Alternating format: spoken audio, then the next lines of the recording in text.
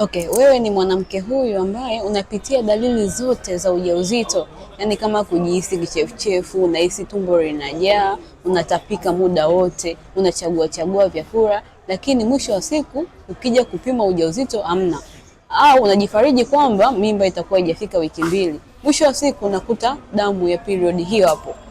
Ukijifikiria au ukizingatia hizi dalili zinakuja mara kwa mara, na wewe umekuwa ukijifariji kama ni ujauzito lakini sio ujauzito, na umekuwa ukipitia haya mapito muda mrefu sana, na umekuwa ukitafuta ujauzito kwa muda mrefu, imekuwa ni changamoto kwako kuweza kushika ujauzito. Hii inatokana na changamoto ya hormonal imbalance, na hii changamoto husababishwa na matumizi ya uzazi wa mpango, aidha ulitumia hapo nyuma uzazi wa mpango, lakini pia hii shida inatokana na mtindo mzima wa mazingira au mtindo mzima wa maisha ambayo tunaishi.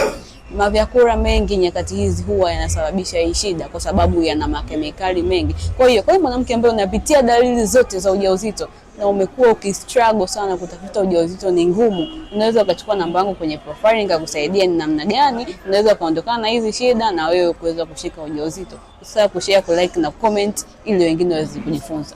Karibu.